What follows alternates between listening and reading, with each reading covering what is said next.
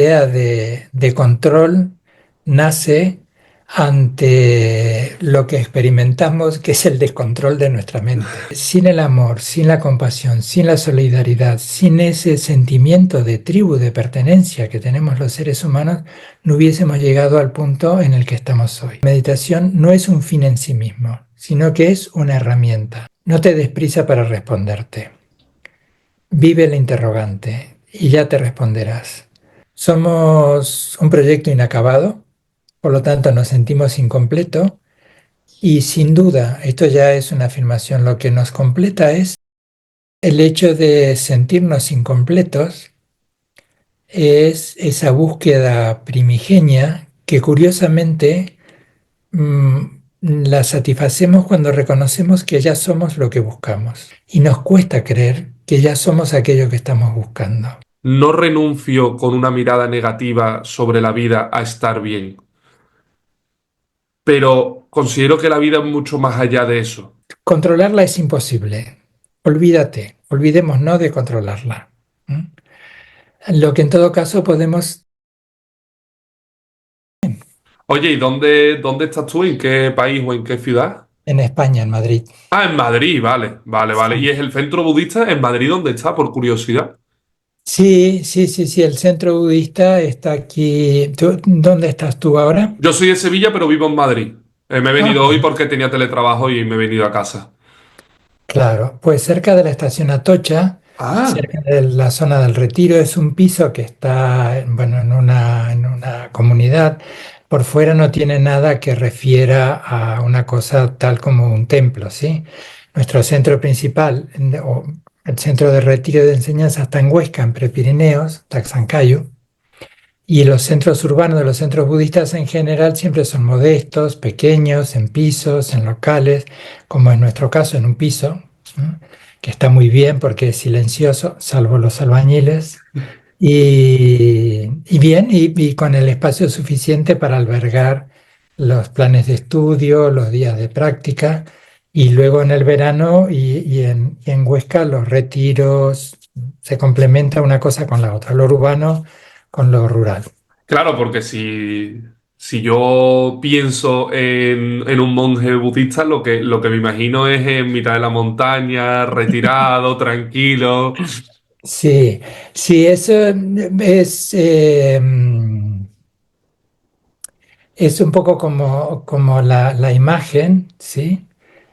Algo idealizada de lo que es un monástico, pero creo que como en todas las tradiciones conviven sin contradicción el estar en el centro del lío urbano, cotidiano, como estar en otros tiempos en un espacio que permita lo que una naturaleza, un paisaje más abierto, silencioso también promueve.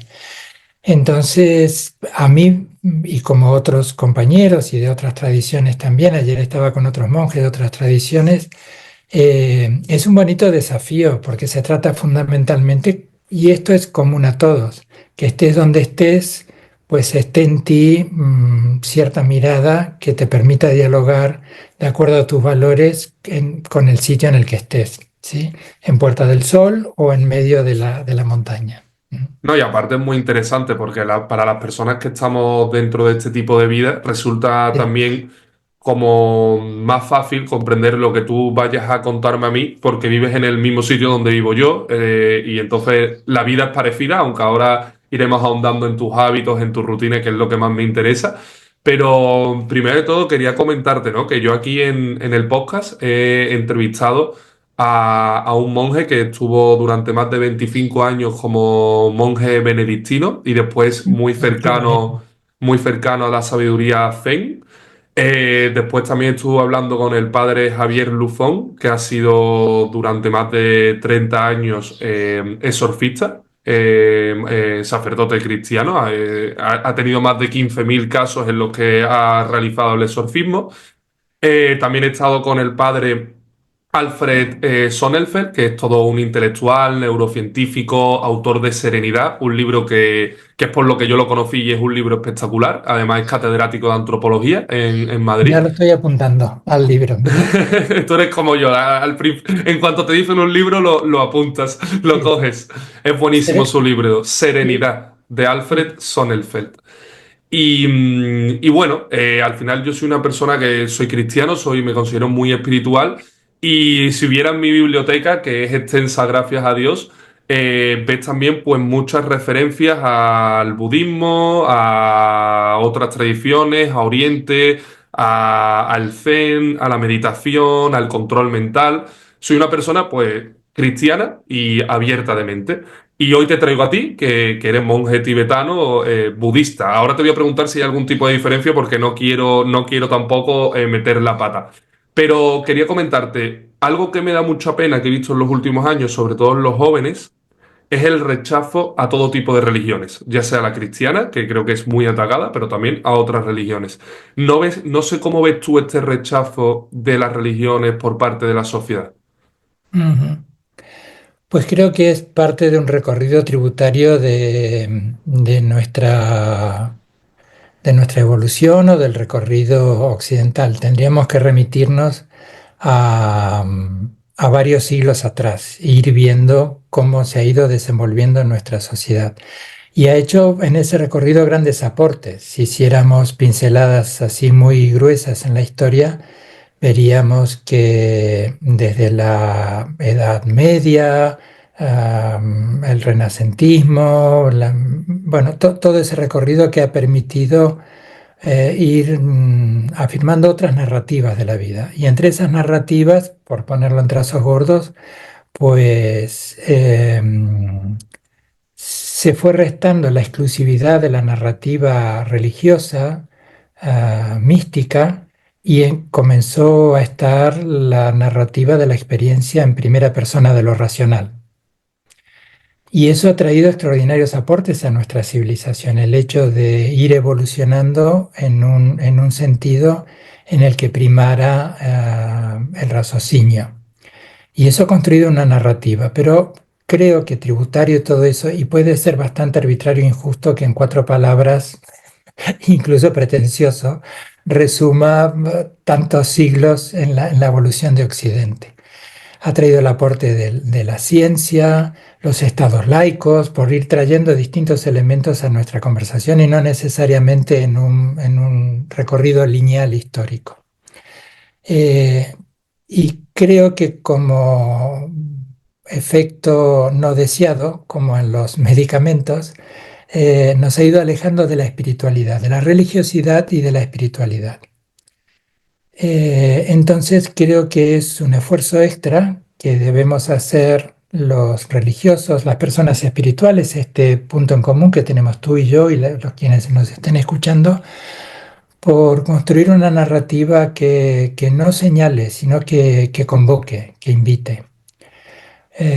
Hoy por hoy la ciencia, la neurociencia, que son elementos en los que yo también abrevo, intento capacitarme y traigo también a mi modo, dependiendo del contexto, para enriquecer las explicaciones del Dharma o hacer contextualizarlas, en algún punto tiene casi como un viso de religiosidad. Hoy la ciencia tiene como un viso de religiosidad. Esa frase de científicamente comprobado. Si lo dice la ciencia, esto es real.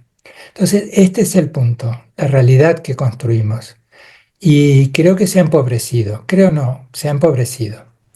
Entonces, en vez de señalar, recriminar, creo que podemos contribuir a enriquecer esta narrativa y traer otras voces contemporáneas, porque para cerrar esta idea, en esa casi religiosidad con la que se le mira hoy a la ciencia, creo que está el anhelo encubierto de los más jóvenes y de no los no tan jóvenes de encontrar algo que hable de sí mismo y desde la trascendencia.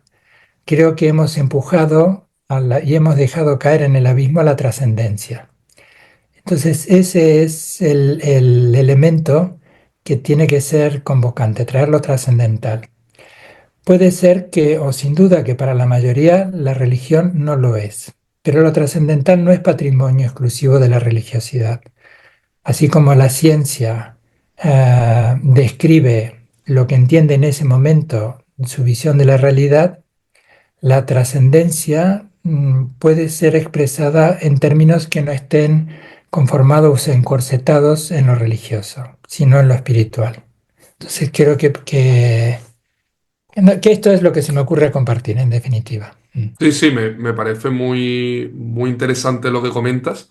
También lo que veo es que no sé si ha sido en los últimos años o como tú comentas que viene de más lejos, ¿no? Pero hay una falta también de visión espiritual de las personas, ¿no? Al final el mundo, con el progreso que ha ido llevando y con la evolución, se ha construido un mundo moderno que te pone un poco más complicado, ¿no? Poco a poco, cada año o cada siglo te pone más complicado esa unión espiritual. Para mí hablar de lo espiritual seguramente me resulta más sencillo, tanto por mi educación, gracias a mi familia y mis valores, y también porque hoy reflexionaba, ¿no? Tenía la entrevista contigo y estaba reflexionando al despertarme, ¿no? Tengo como una parte espiritual que no para de llamarme, incluso más que lo mundano del mundo, más que aquello que persigue y le gusta al común de los mortales, ¿no? No me gusta meter a todo el mundo en el mismo saco, pero a lo que tiende la sociedad a ir, por poder hablar del tema, aunque no sea del todo bien comentarlo así, pero por poder catalogarlo de alguna manera.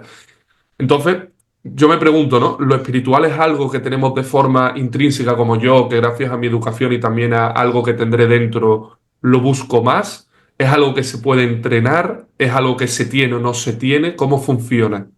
Ujú. Yo creo que que es todo eso que señalas. Entonces, para algunos la espiritualidad resuena de una manera y para otros resuena de otra manera. ¿Cuáles son los nexos, los vasos comunicantes que podemos encontrar? Es la solidaridad, el afecto, la ternura, la compasión. Y eso está presente tanto en las tradiciones de sabiduría que provienen del fondo de la historia, en las tradiciones religiosas como en la contemporaneidad. Hoy los movimientos más contemporáneos de mindfulness que abrevan en estas ciencias contemplativas tradicionales, pues el tema de la compasión, de la autocompasión, vehiculizan un anhelo o ofrecen vehiculizar un anhelo espiritual. Puede ser que en el lenguaje habitual la espiritualidad inmediatamente se relacione con religiosidad y eso provoque cierto rechazo, pero yo creo que esa es parte de la pedagogía redimensional, la palabra espiritual, porque incluso las religiones sin esa espiritualidad pueden ser expresiones secas y que promuevan dolor tanto en el practicante como en su entorno. Entonces creo una vez más que yendo, por ponerlo de esta manera, desde fuera, desde la periferia hacia el centro, la espiritualidad es el camino que nos conduce. Luego habrá recorridos, pero la espiritualidad es lo que nos reconduce a todos. ¿Responde a algo en esto? Sí, sí, sí, Sí. sí, completamente. Sí, a ver, a mí también me parece curioso porque creo que cuando una persona media hace un razonamiento sobre la religión, cuando se quiere separar un poco de la religión es por una búsqueda de libertad, ¿no? Que es en los últimos años como a lo que la sociedad ha tendido, ¿no? Al final antes vivíamos en una serie de estados que te reprimían más y ahora más libertad. Para mí la libertad es uno de mis mayores valores, ¿no? Pero entendiéndola como algo actual o lo que se quiere entender por libertad. Creo que cuando una persona se ha querido salir de una religión o pone, está en su total libertad, ¿no? Pero simplemente por libertad, al final se ha encontrado, en esa libertad, se ha encontrado perdido. Y yo creo que lo que sí que te proporciona una religión es, como tú dices, un camino, un transitar que te puede llevar de forma, no sé si más directa o más sencilla o te aporta, pues por ejemplo, tengo amigos sacerdotes, ¿no? Si yo hablo con estos sacerdotes cada fin de semana o cada 2 semanas, no quiere decir que yo me vaya a meter en una espiritualidad, pero sí que me pueden ir conduciendo, me pueden ir dando un plan de vida, lo que siempre ha sido, pues, una persona que te va guiando, un guía espiritual. O si yo hablo hoy contigo, ya estoy tratando unos temas que en mi interior ya estoy renovando esa espiritualidad. Ya es como cuando lees un libro que te he comentado antes de mi biblioteca, ya te estás interesando, ya lo estás poniendo en práctica. Entonces, si tú Ujú. rechazas todo esto, creo que es más complicado esa vía espiritual. Mm, mm. Es interesante lo que planteaba. Vamos a explorarlo. Eh, Creo que es conveniente hacer una diferencia y muy de una puntualización y muy de andar por casa, ¿sí? De lo que es la religión, de lo que son las instituciones que la sostienen y a lo largo de los siglos la han mantenido. No hay tradición o institución religiosa que ante una mirada honesta no se encuentren contradicciones, incluso que hayan promovido y hayan participado activamente en distintos contextos históricos y a lo largo de todo el recorrido, o gran parte del recorrido de la humanidad, que hayan provocado dolor y sufrimiento. No hay tradición religiosa o institución religiosa, me corrijo, institución religiosa que quede al margen. Y creo que esto es lo que hoy mayormente prevalece en la mirada, que hay una asociación casi inmediata a la religiosidad, a la espiritualidad con la religiosidad y a la religiosidad con la institución. Entonces, creo que las instituciones, y en mayor o en menor medida lo van haciendo, los cambios son lentos. Las instituciones, los cambios de cualquiera, son lentos. Eh, pero al mismo tiempo esa lentitud es la que ha permitido que atesoraran y mantuvieran a lo largo de circunstancias conflictivas y desafortunadas en el recorrido de nuestra civilización, eh, la sabiduría. Tenemos que recordar a los monjes cristianos, y no puedo ser más preciso, pero que han albergado y han custodiado durante muchos años un tesoro que luego en esa conversación más contemporánea del Renacimiento han sido una transmisión que ha favorecido mucho o ha aportado mucho a la riqueza de nuestra cultura occidental. Vuelvo al tema espero estar siendo claro, vuelvo al tema de las instituciones. Las instituciones deben, y les cuesta, hacer una mirada autocrítica y reconocer sus propios errores, y eso les legitima, como en lo individual, cuando reconocemos nuestros errores y nos disculpamos y nos comprometemos a no volver a repetirlos, le da más peso a nuestra palabra cuando hablamos de amor, de compasión, de solidaridad y etcétera. Y también es un esfuerzo de la sociedad contemporánea en poder explorar algo más allá de su sesgo que relaciona la religión con la institución. La institución aporta el sostén de la tradición y que también es una expresión de la contemporaneidad histórica que le permea y demora en esos cambios, tanto como demora, o tal vez un poco menos, demora la sociedad civil. Pero si hacemos una mirada retrospectiva, los valores que están hoy presentes en nuestra sociedad han ido evolucionando y tal vez de manera más evidente y casi vertiginosa en los últimos 30 años. Pero aquello que hoy por hoy le recriminamos a las tradiciones religiosas o señalamos como una coerción, como algo coercitivo, ha estado presente en nuestras sociedades hasta hace poco tiempo y siguen estando en otras sociedades en la contemporaneidad, que son espejos, las instituciones y la sociedad civil son espejos en los que se reflejan. No completamente, porque al final también muchas veces a mí me encanta ser crítico, ¿eh? O sea, me refiero, creo que obviamente hay partes de la historia de todas las religiones, como tú bien has dicho, yo miro en la mía y en la de todas, en la que ha habido muchos errores, pero claro, también hay que entender contexto histórico, igual que cuando a un país se le tacha de algo o a una sociedad concreta, y después entender que la religión no por ser religión es perfecta, me refiero. Si hablamos de cristianismo, no lo define solamente el Papa o el Vaticano. Lo que decide el cristianismo son los cristianos y lo que decide a los cristianos somos las personas.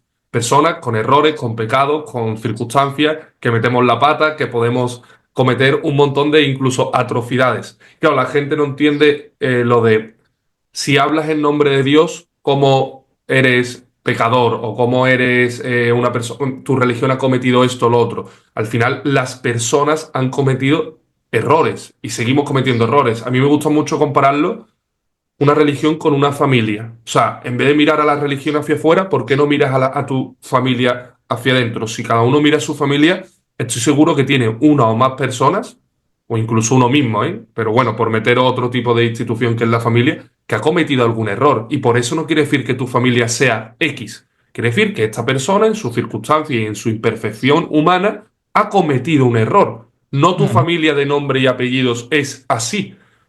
O tú mismo, si tú cometes un error, te tendrás que perdonar, tendrás que ser compasivo, tendrás que seguir adelante, no ya tacharte y ya tu vida no tiene sentido, ya no tiene un cambio, ya no tiene propósito.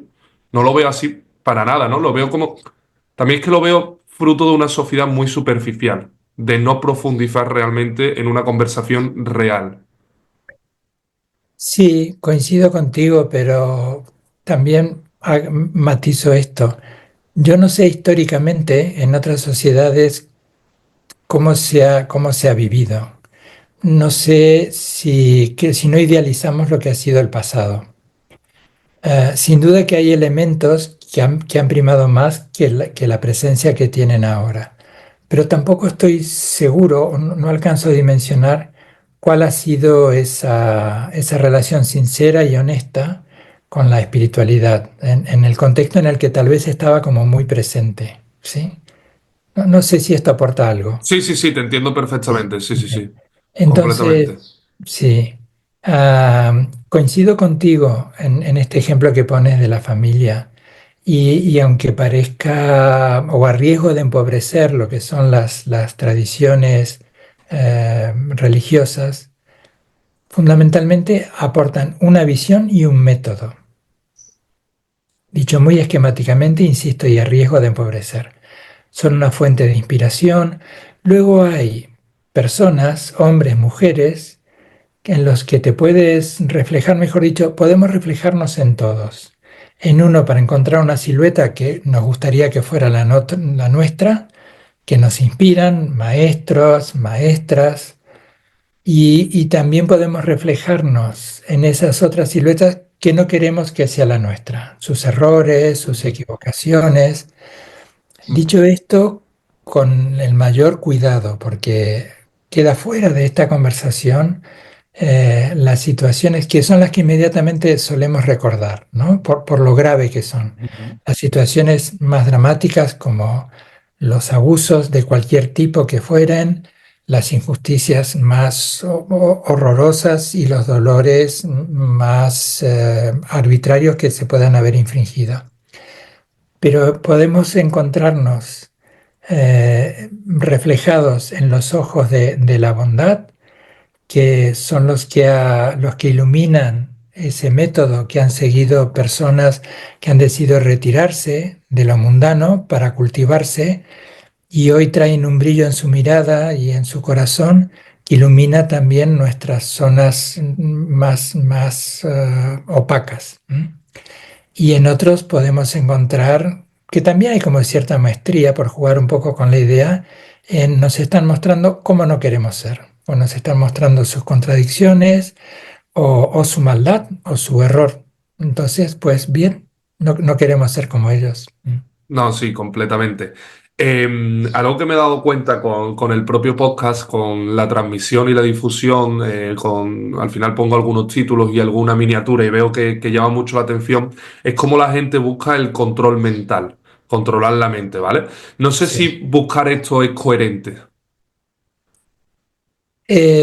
Yo creo que vamos a explorar la palabra. Sí, yo creo que la idea de control nace ante lo que experimentamos, que es el descontrol de nuestra mente. Y no es que lo estemos haciendo mal, sino que eso es lo que nos sucede. Nuestra mente es maravillosa, es compleja y es capaz. basta otra vez mirar el recorrido histórico, no solo en lo científico, sino en lo humano, aún con contradicciones y que hoy se nos hacen como más evidente y a veces tener una mirada pesimista sobre el punto en el que estamos.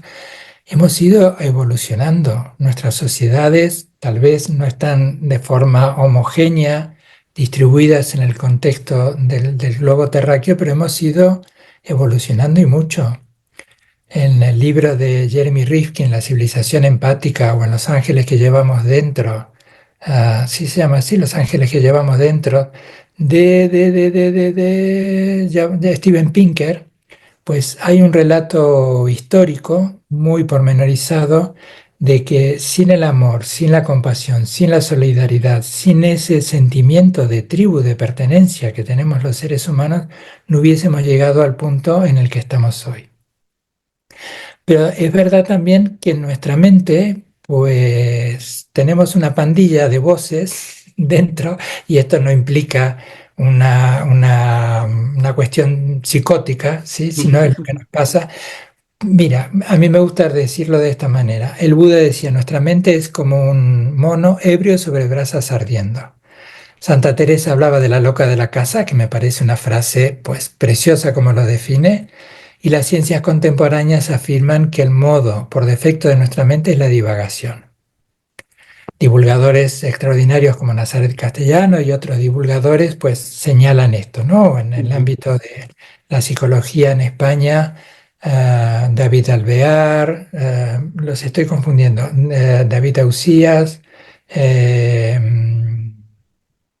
Ausías Cebolla, me corrijo, Ausías Cebolla, David Alvear, o entre la gente que conozco, Gonzalo Brito desde Chile, y luego de forma también autores internacionales como eh, Paul Gilbert, ya me vendrán a la memoria otros autores más, eh, Kristin Neff, ¿no? Extraordinarios aportes, nos hablan de cómo poder reconducir esa desatención.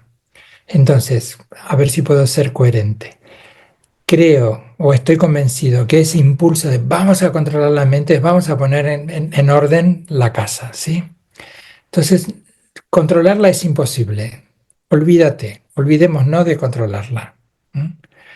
Lo que en todo caso podemos establecer con ella una nueva pedagogía de relacionarnos con ella, de cultivar las cualidades intrínsecas, naturales que tiene, discernimiento, el almacenamiento de la información, el vincularla, todo lo que se nos viene a la idea con mente, pero le vamos a sumar, como en el budismo, la idea de bodhicitta, la idea del corazón, o como en otras tradiciones ancestrales, que mente y corazón no están separadas. Ese es, por volver al inicio de nuestra conversación, ha sido como un punto bisagra en el que se ha bifurcado la ciencia del corazón. ¿Sí? Pienso, luego existo, pero volviendo a nuestra contemporaneidad. No, estoy convencido que podemos entablar una relación amorosamente disciplinada con nuestra mente y entrenarla, para ir observando cómo podemos reconocer en principio y potenciar las cualidades maravillosas y extraordinarias, como el Buda decía, de recuerda la bondad que hay en ti. Y la manera de expresar esa bondad, con inteligencia, con discernimiento, con el sentido de oportunidad. Y luego observar también, hoy podríamos hablar en términos contemporáneos, los sesgos cognitivos, emocionales, todo aquello que distorsiona esas cualidades naturales intrínsecas de nuestra mente-corazón.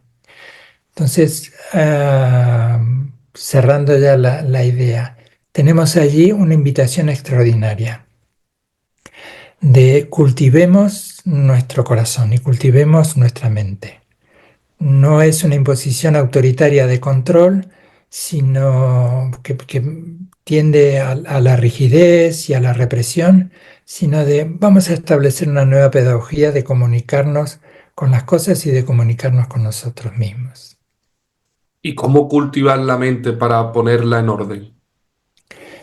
Pues traigo como referencia lo que encuentro en la tradición budista, que es mi paradigma, por ponerlo en estos términos. Entonces son varios los puntos.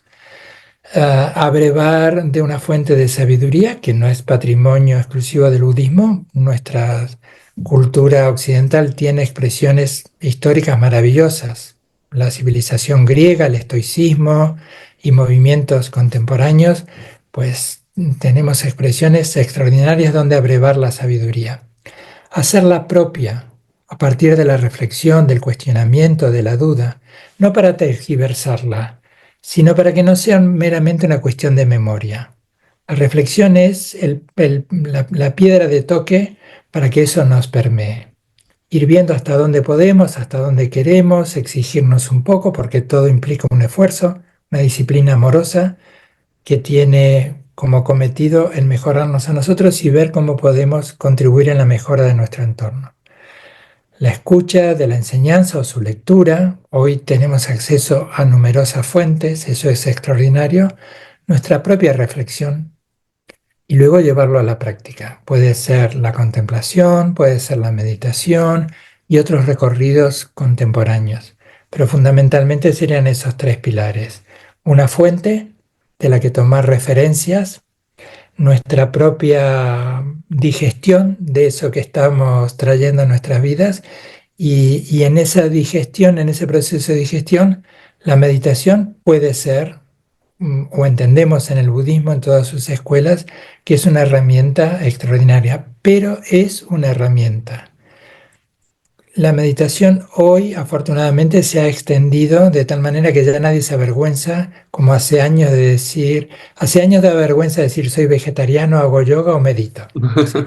Hoy, afortunadamente, todas esas cosas han salido del armario, como las maravillosas posibilidades que tenemos los seres humanos de relacionarnos sexoafectivamente con los demás. Pero creo que se está tergiversando en parte, entendiendo que la meditación no es un fin en sí mismo, sino que es una herramienta. El fin último de la meditación es observarte cómo puedes cultivar, encontrándote con las cualidades inherentes, innatas que hay en ti, en tu corazón, y poder llevarlo a tu vida y a la vida de tu entorno. En los últimos años que he llevado yo de forma activa un proceso de autoconocimiento y desarrollo personal, he intentado conocer mi mente, también modificarla para ir avanzando, como tú comentabas, para ser mejor. Y algo que me trae a debate interior personal es si lo que dice mi mente realmente es verdad, ¿no? Porque al principio tenía claro que no, porque me mandaba muchos mensajes contradictorios. Después he ido avanzando y no hablo de control mental, pero sí tengo una mayor capacidad de, no sé si contemplación o de estar en el presente. Como que sí que hace unos años, incluso hace no mucho, cuando estaba con alguien tenía muchos pensamientos y ahora simplemente estoy. Hablo, converso, si pienso en algo es porque realmente merece la pena. Pero claro, a veces sí que vienen situaciones o contradicciones y digo, ¿soy yo el que está mandando este mensaje? ¿Realmente este pensamiento me define a mí? Entonces, ¿lo que me dice a mí la mente u otra persona es realmente cierto?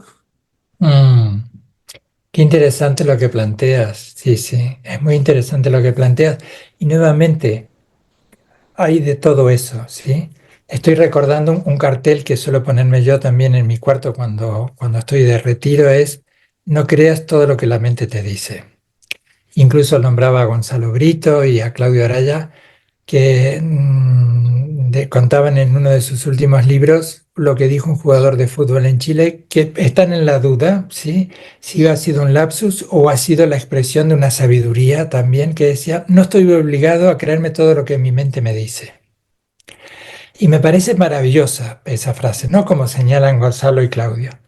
Entonces, eso por un lado. Ahora, ¿qué es lo que le damos crédito? Yo creo que cuando nuestra motivación, lo que le da autoridad, credibilidad a nuestras voces internas, es cuando vemos que están impregnadas de discernimiento, de compasión, de ternura, de solidaridad y de afecto, y que incluso eso, porque no hay contradicción alguna, se puede expresar con temeridad, se puede expresar con absoluta contundencia, que a veces pareciera que la compasión o lo que estamos hablando es, bueno, ser permisivos, indiferentes y no todo vale. No, no, no.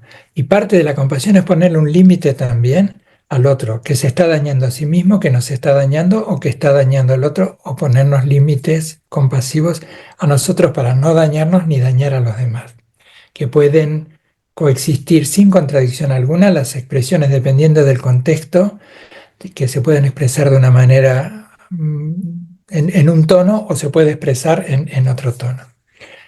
Y luego lo que dices es esta presencia, eso es lo que nos permea una consubstanciación con lo que las tradiciones nos ofrecen. Reconocer al otro desde ese silencio creativo, darle espacio para que el otro se exprese tal como es, no tal como le estamos interpretando. Ese es un juego dinámico, bello e interesante, a veces vertiginoso, pero esa mirada que tú señalas es la que nos da presencia, que aún en lo vertiginoso de las relaciones y de las conversaciones tiene presente esa escucha abierta, sin interpretación, para luego poder acercarnos a lo que dice el otro desde una respuesta que podemos dar y no desde una reactividad, desde una reacción. Y cuando nos preguntamos, bueno, una pregunta que ha acompañado a filósofos y a todo tipo de filosofías, ¿no? Esa pregunta de quién soy, ¿dónde deberíamos mirar? Mm. Pues en eso estoy, todavía no tengo una Yo respuesta. también. Pues nos acompañamos, ¿sí? Pero creo que a veces, mejor dicho, me gusta responderme de esta manera a esa pregunta de no te des prisa para responderte. Vive el interrogante y ya te responderás.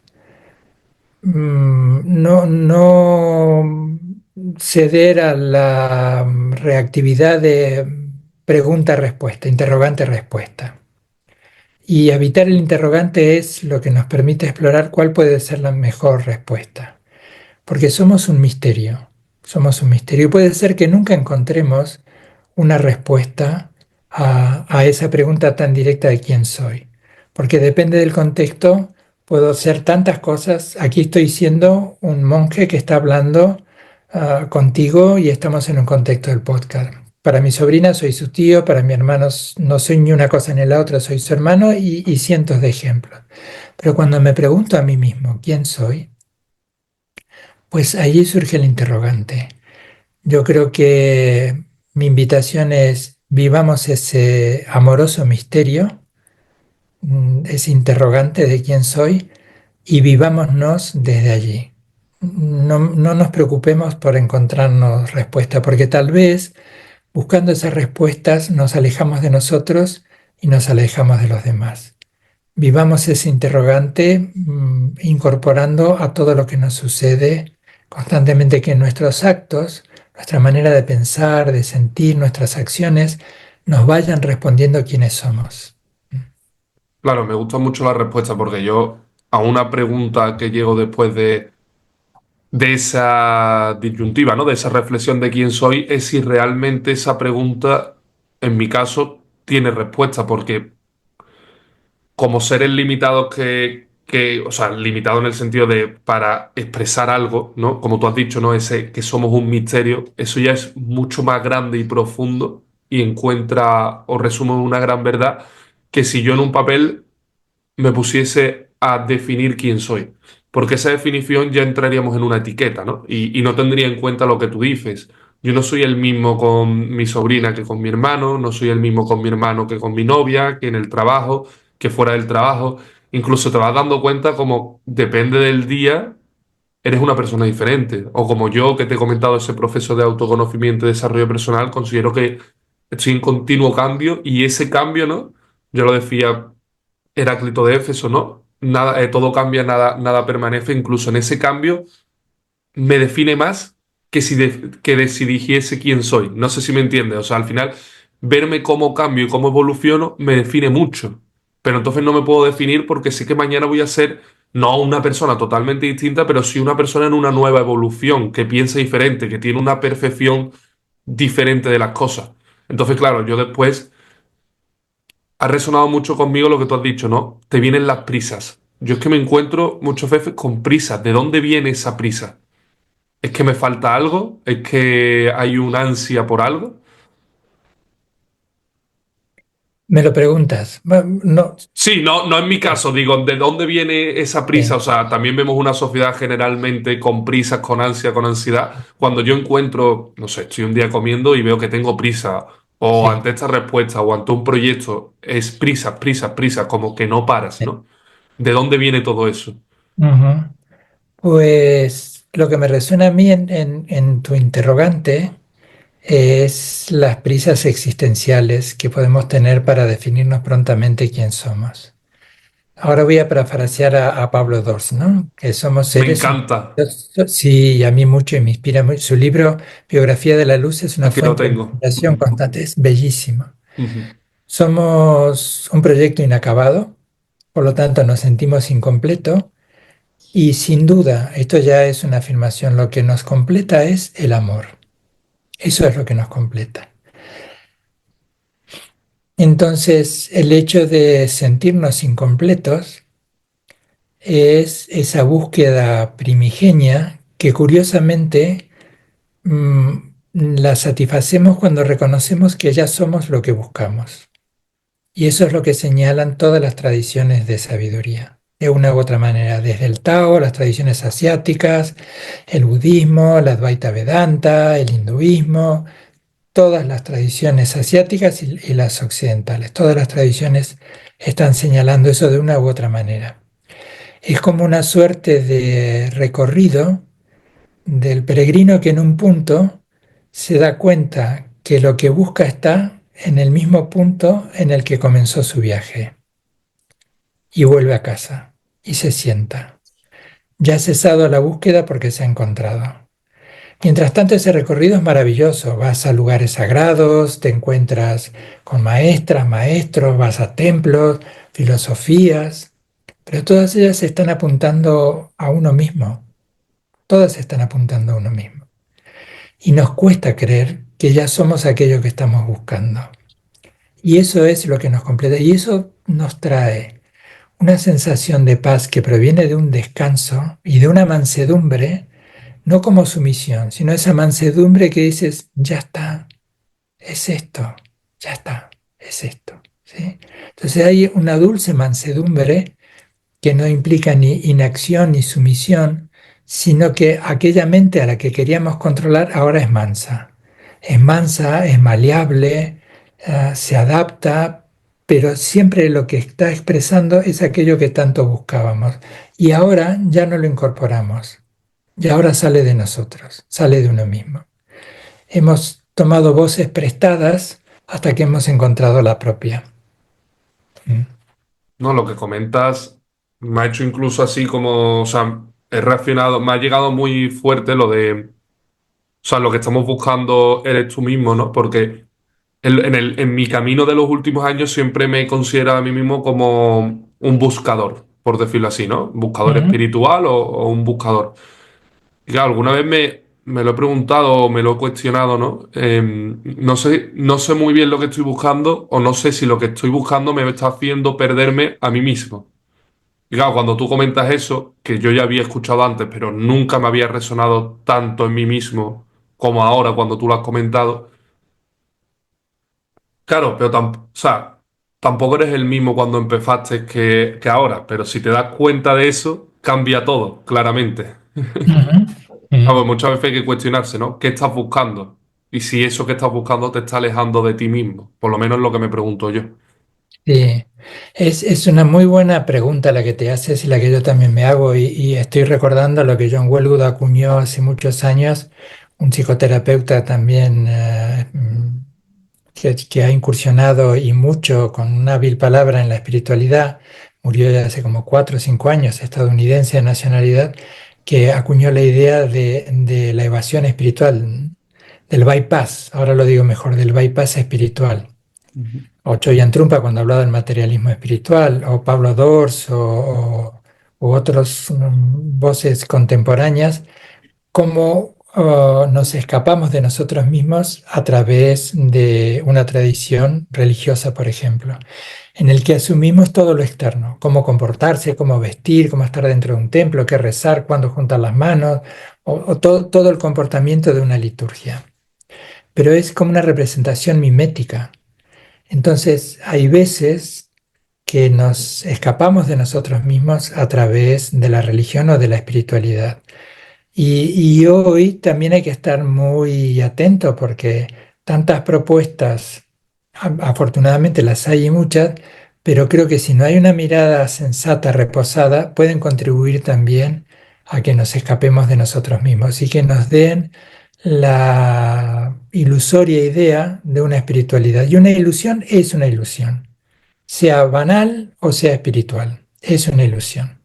Entonces también las tradiciones contemporáneas de mindfulness o los retiros de aquí y de allí, pues a veces hay un espíritu de mercado que también intenta, pues, y cuando digo mercado no estoy censurando la necesidad que tiene que haber del intercambio que hace tal vez años muchos eran gallinas, huevos y patatas y hoy tiene que ser dinero en efectivo porque con huevos y patatas no compras un billete de tren, ¿sí?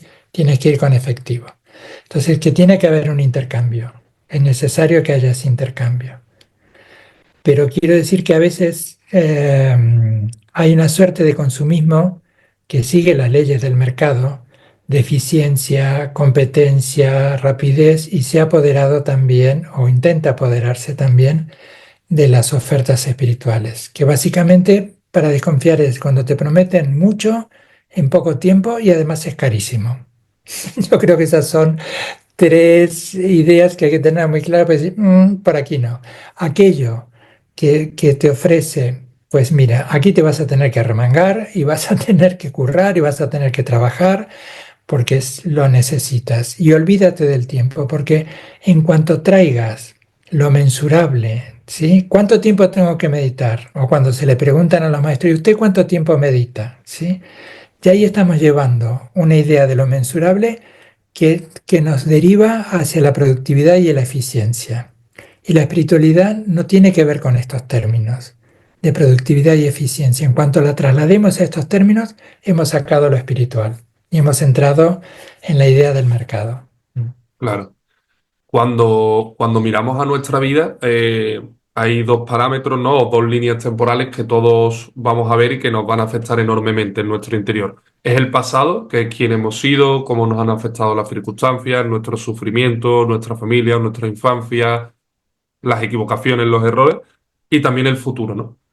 ¿Cómo ligarlo los dos en nuestro interior, en nuestra vida? Mm. ¿Cómo te parece a ti? Pues yo durante un tiempo, como tenía un pasado que no me había gustado la persona que había sido, como que rechacé ese pasado, no por quién era, ni mi familia, ni nada, sino simplemente por mí mismo, por las decisiones Ujú, que yo había tomado. Y como que tenía el mantra, ¿no? En el comienzo de este viaje de búsqueda, como te he comentado, de mi pasado no define mi futuro, yo ya no soy esta persona, porque como que me veía que como que me definía mucho ese victimismo, ¿no? Entonces ya como que salí de eso. Pero ahora que ujú, creo que tengo pues una madurez diferente y que me han pasado cosas diferentes y que he conseguido como, bueno, al final vas viendo, lo vas metiendo como más profundo. Y también leyendo a Pablo de Ors, ¿no? Que hablaba muy bonito sobre el pasado, creo que rechazar el pasado es, en parte sí es rechazar un poco tu identidad, ¿no? De quién eres. Creo que si soy quien soy a día de hoy es por esa persona que fui, aunque no me gustó quién era. No sé si me explico. Si no, no y sería muy quien bien, soy ahora mismo. sí. Entonces, creo necesario, por lo menos para mí, integrar ese pasado porque es que a eso iba después. Estoy en un momento de futuro muy importante en mi vida y también complicado por mis circunstancias y quiero como saber tomar esas decisiones del futuro, pero también teniendo en cuenta el pasado. Mm, sí. Comparto contigo lo que dices, sí. Y vuelvo a esta frase que creo que se ha deslucido por tan usada, ¿no? El famoso aquí y ahora. Que yo creo que el aquí y ahora es un auténtico desafío, porque el aquí y ahora, que también lo ha capturado Mr. Wonderful y lo ha transformado en una frase de taza, es cuando todo está bien. Estás con la persona amada, querida, simpática, en un lugar amable, el sol está en el punto ideal para que te broncee o para fascinarte con el ocaso o el amanecer. Pero ¿qué pasa con ese aquí y ahora cuando la vida te interpela, la salud se desliza hacia la enfermedad, la vida hacia la muerte, nuestras relaciones personales hacia un cambio y a desvincularnos? Entonces, ese aquí y ahora, coincido con lo que dices, es un maravilloso desafío para sabernos premiados por el pasado y también que habita en nosotros en este presente una idea de futuro. Y el pasado lo hacemos muy amigos de nuestro pasado cuando nos disculpamos, nos reconciliamos, nos perdonamos, incluso no solo por las cosas que hemos hecho, sino por las que no hemos hecho.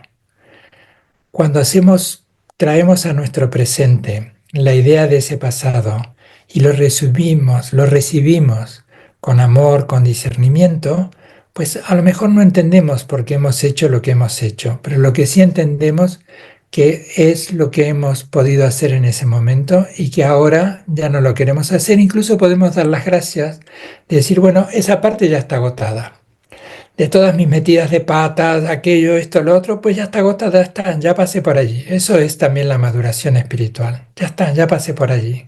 Ahora a este presente traigo lo que no quiero ser porque lo fui. Voy a estar con lo que quiero ser y a ello, desde lo que fui, desde lo que soy, desde lo que quiero ser, pues trato de implicarme conciliando esas tres líneas de tiempo. Ya, ¿sabes lo que pasa? Que creo que las personas de forma, no sé si automática o inconsciente, buscamos ese aquí y ahora estar bien. Pero no creo que la vida sea eso, por lo menos lo que yo he experimentado. Me refiero, no renuncio con una mirada negativa sobre la vida a estar bien, pero considero que la vida es mucho más allá de eso, que cuando tienes un desafío, cuando vives el sufrimiento, la pérdida, el dolor, realmente en el fondo espiritual, de aprendizaje, de evolución personal, también puedes estar bien, aunque las circunstancias externas de tu vida, todo el mundo catalogaría que está mal. Sí, Entonces, buscar simplemente el estar bien es lo que muchas veces te lleva a entender el estar bien sin preocupaciones, sin hijos, sin problemas económicos, sin problemas de salud, sin ningún tipo de problema. O sea, el intentar estar bien por no tener un problema, problemas que muchas veces son agradecimientos, ¿no? Pues yo he vivido cosas que cualquier persona podría verlo como un problema y yo ha sido interiormente los mayores agradecimientos de mi vida. Entonces, esa visión que te acerca al placer y te aleja de la virtud, es muy complicada de llevar en el interior, pero creo que todos tenemos que mirar, ¿no? A qué consideramos estar bien en nuestra vida. mm, sí, sí. Sí, tienes razón. Lo miro de la misma forma. Y ya que hablábamos de nuestras tradiciones filosóficas y citábamos la cultura griega, eudaimonía o eudaimonia es un término que creo que expresa muy bien lo que dices, ¿no? Entonces, podemos redimensionar esa idea de estar bien porque es lo que todos anhelamos, pero en ese estar bien tan mayor que tú planteas, estar bien cuando las cosas están mal. Y esto no es trivializar, trivializar o banalizar cuando las cosas están mal y hacer de cuenta que están bien. Eso es muy infantil, incluso perpetúa o incrementa el dolor. Pero ese estar bien implica confianza en que hay unas cualidades, podemos llamarle resiliencia, amor, recursos, en nosotros y en nuestro entorno afectivo que nos sostienen cuando hemos tropezado o que nos ayudan a levantar cuando nos hemos caído o que nos ayudan a recoger los trozos cuando la vida nos ha roto en mil pedazos. también es verdad que hay momentos en que las circunstancias son tan duras que también estar bien es comerse una barra de chocolate, comerse una buena pizza, echar unas risas y bueno, y volver y tomar esa pequeña pausa, ¿sí? Que tiene como muchas acepciones vitales la idea de estar bien, pero Mm. concluyendo, lo que tú dices es estar bien banalizado, que es como otra vez como un producto de mercado que deposita la confianza extrema y absoluta y única en algo que vendrá de fuera. Sí.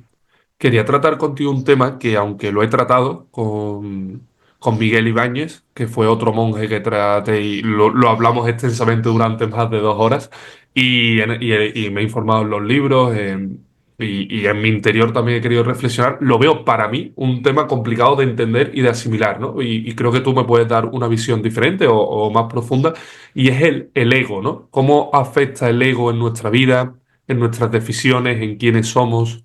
Mm, vaya tema, vaya tema. Sí, pues no hay una única respuesta, todo tiene matices, entonces vamos a romper en principio una lanza a favor del ego, porque es una expresión de nuestra salud mental. Y bien sabemos que un ego distorsionado, difuminado, quebrado, no constituido es una expresión de gran dolor psíquico y mental que es de un enorme sufrimiento. Es, es nuestra manera es de estar en el mundo a través de un reconocimiento, ¿sí? De un ego, nuestra voz que nos habita y que nos reconoce. Luego, y por decirlo en términos cercanos, el ego es un buen chico, es un buen muchacho, ¿sí?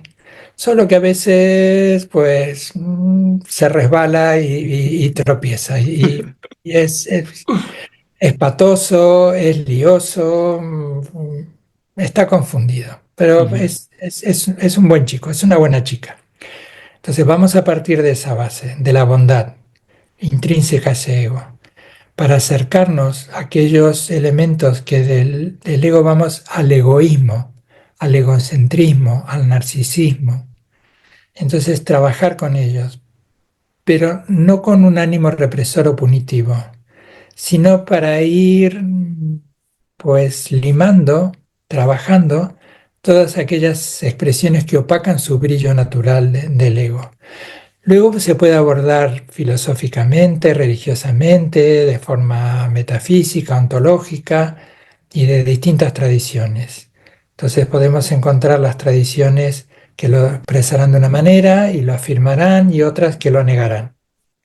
Pero creo que en una conversación cotidiana con la vida en el día a día conviven sin contradicción el hecho de sentirnos afortunados, y lo voy a decir en términos muy tontos, de mirarnos al espejo y reconocernos y decir no soy yo. Eso es un milagro. Eso es un milagro maravilloso, digno de agradecer, de tener una idea central, constituyente, constitutiva de quiénes somos. Y luego ver las distorsiones que pueden surgir de allí cuando nos embriagamos de nosotros mismos. Y bien sabemos que la embriaguez no siempre toma las mejores caminos, los mejores mm. recorridos. Claro, también, o sea, cada uno vemos la vida de una forma y creo que cuando entramos mucho en yo soy así o en estas son las formas de hacer las cosas o yo tengo una visión superior sobre las cosas o yo soy el mejor, que creo que también todos caemos en eso, lo estás alimentando, ¿verdad? Estás como perjudicándote, por decirlo así. Mm.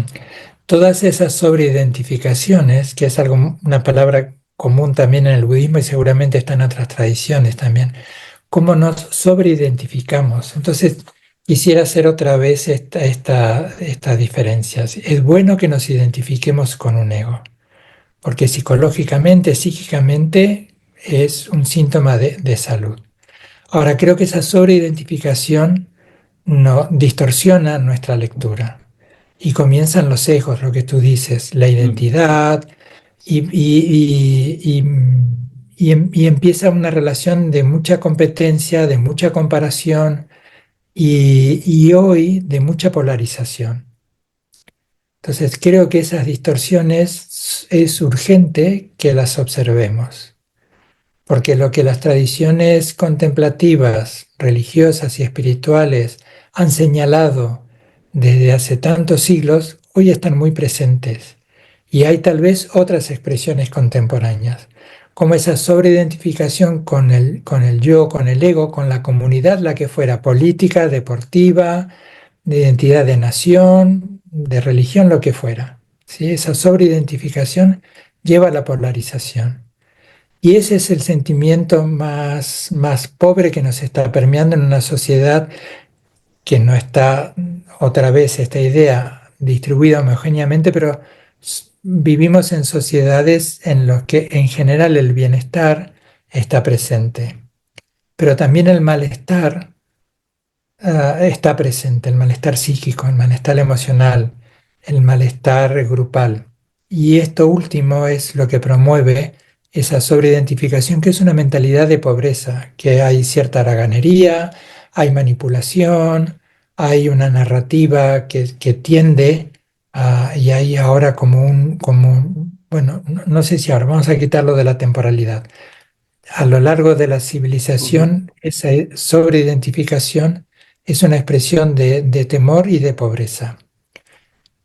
Entonces lo podemos sustituir vamos a enriquecernos mutuamente, con el respeto, con todo lo que eso implique, con poner límites también, que son necesarios, pero dejarnos permear por lo diferente, porque en un punto somos iguales.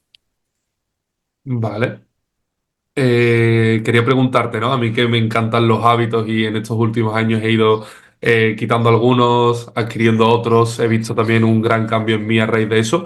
¿Cuál es tu rutina como monje tibetano? Si pudiese entrar yo en un día a día, si me lo permites tuyo. Sí, sí, sí, te cuento. Em, Para mí son días comunes, es muy habitual. Es decir, os lo diré de esta manera, aquí en Occidente, un monje occidental de una tradición asiática, pues causa mucha curiosidad, ¿sí? Pero esto en Oriente podría ser uno más de los cientos y de miles que están en India, en Nepal y en el Tíbet. Entonces tampoco lo vivo yo como una singularidad y como una rareza y conviven en mí hábitos que están presentes en tantísimas miles de personas, millones de personas. Solo que hay una manera y unos recursos y unas fuentes en las que uno se apoya. Pero no hay nada extraordinario en lo que yo haga, no hay nada extraordinario. Entonces, mi día a día, dependiendo del contexto, cuando estoy en Madrid, en el centro budista, que se gestiona con un equipo de compañeros que llevamos entre todos la gestión del centro budista, mm, pues, ¿qué es lo que podemos hacer para mantener vivo el espíritu del centro? Desde las cuestiones administrativas y cotidianas hasta la de las enseñanzas. Y en esto último, pues yo puedo proponer y luego llevar a cabo planes de estudio, con lo cual tengo que, aunque sean temas que venga tratando desde hace años, hace pocos días he cumplido 20 años de la ordenación monástica. Entonces son temas que estoy explorando desde hace ya un tiempito, pero siempre me gusta revisarlos con una mirada contemporánea y ver cómo lo puedo hacer dialogar también con cosas que me son muy afines, ¿sí? Las ciencias contemplativas. Entonces es estudiarlo, verlo, mirarlo y ver de acuerdo al contexto cómo me expreso en un contexto y en otro. Y luego el de la práctica personal, que es la práctica formal, por ponerlo en estos términos, casi estereotipada, que todo el mundo piensa sentados en un cojín, las manitos juntas. Pues sí, de eso hay, claro que sí, ¿no? La reflexión, la práctica, la riqueza del budismo vajrayana tibetano, pues es inagotable. Pero luego cuando te levantas del cojín, como cuando sales de la iglesia o sales de la mezquita o sales de un centro filosófico, es ver cómo conjugas todo eso en tu vida cotidiana. Eso también es, o fundamentalmente eso es la práctica. Porque en un contexto, claro, hay un discurso lineal y te sientes conmovido y enriquecido por ello. Pero luego hay que trabajar con las dificultades, las contradicciones, el día a día. Y esto que decíamos que cuando citábamos a Pablo Dor o a Javier Meloni, no me acuerdo quién de los dos, decía, eso, somos un proyecto inacabado. Entonces, honrar nuestra confusión, no para avalarla, sí, homologarla, sino para encontrar en nuestras contradicciones y preguntarme por qué.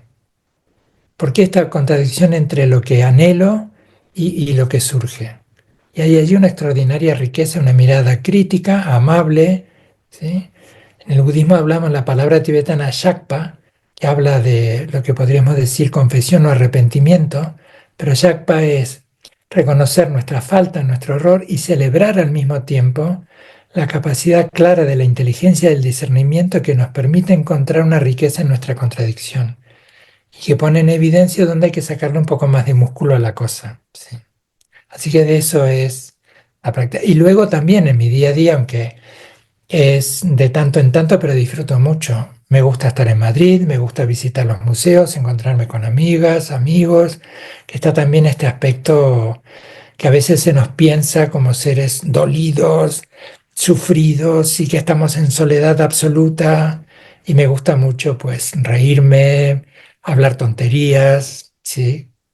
Y pasármelo bien con, ya que hablábamos de pasárnoslo bien, con estas cuestiones cotidianas y encuentras allí la alegría, el disfrute, tomarme también esos pequeños recreos que son parte de la vida, sí. Vamos con las preguntas típicas del podcast, que siempre hay unas cuantas al final que realizo. Sí. La primera, ¿por qué haces lo que haces? ¿Por qué hago lo que hago? Pues hace muchos años sentí una orfandad espiritual y eso es lo que me llevó al budismo.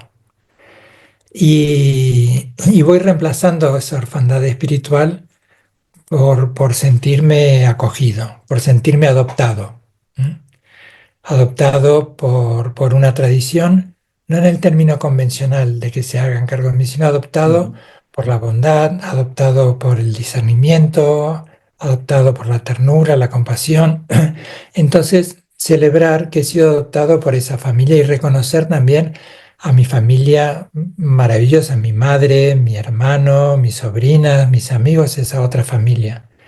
Entonces, hago lo que hago para honrar toda esa extraordinaria fortuna que he tenido de encontrarme con una familia en el sentido literal de la palabra maravillosa, abuelos, tías, tíos, esa familia que uno va conformando y esta otra familia mayor que es la sangha budista, maestras, compañeros. Y entonces hago lo que hago porque encuentro allí un sentido para la vida. Con una palabra, una cosa que le falte al mundo. Eh, Al mundo no le falta amor. Voy a forzar tu pregunta. Hay mucho amor, tenemos que reconocerlo. Hay muchísimo amor. De los más de 7.000 millones de personas que habitamos este planeta, día a día, todos tenemos expresiones de amor que algunas son heroicas y otras son cotidianas. En todo caso, si algo le falta, por ponerlo en tus términos, es que lo reconozcamos. Y también que esto no implique trivializar la idea y desconocer el maltrato que a veces nos ofrecemos. Entonces, bueno, encontrar allí un vaso comunicante entre esas expresiones tan cotidianas, tan cotidianas, pero tan sagradas, para que esas otras distorsiones que nos acompañarán hasta que exista el planeta, ir trabajando con ello. Esto será un trabajo por siempre. ¿Cuál ha sido el mayor miedo en tu vida? Que no me quieran. Mm, sí. Esta la he añadido hoy. Con una palabra con la que definirías tu mente. Una palabra con la que definiría mi mente. Sí, la he añadido hoy por ti y ya se va a quedar que me ha gustado. Sí. Ah,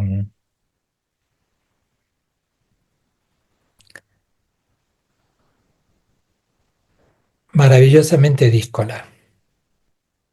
Dos Vale, palabras. vale. ¿Comida favorita?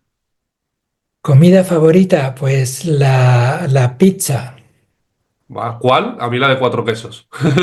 A mí me gusta, sí, bueno, la de cuatro quesos, porque los quesos me gustan mucho, pero la de un buen queso, un rico aceite, que aquí en España los tenemos maravillosos, un orégano y un tomatito y unas buenas Ah, olivas. margarita, claro, buenísima también. Eso es, Sí, sí, Margarita. sí, claro que Y sí. vamos a traer a la tradición italiana de los helados, de lo cual los argentinos no solo hemos heredado, sino que, y permitidme un ego ya desmesurado, lo he mejorado. Sí, sí. Total, los helados están buenísimos y en Madrid hay muy buenos. Ya te diré una Sí, heladería muy buena, sí, sí. sí, sí. ¿Hábito favorito del día? A reírme. Vale. Y la última, ¿qué harías si no tuvieras salud? Ah, confiar, Me ha gustado mucho. confianza. Sí. Pues, Karma Tempa, muchísimas gracias por venir como invitado a Sin Límites, a mi podcast. Creo que ha sido una conversación muy real, muy profunda, con una mirada interior importante y que creo que todo el que se permita escucharla, pues le va a gustar seguro muchísimo por todos tus aportes. Así que muchísimas gracias por todo. Siento exactamente lo mismo que tú, volvemos a coincidir y por nuestros aportes, los tuyos y los míos. Esto lo hemos construido entre los dos y ahora que nos están escuchando lo estamos construyendo entre todos. Así que muchas gracias también a ti, Juan, por esta invitación a comunicarnos y a comunicar. Te estoy muy agradecido.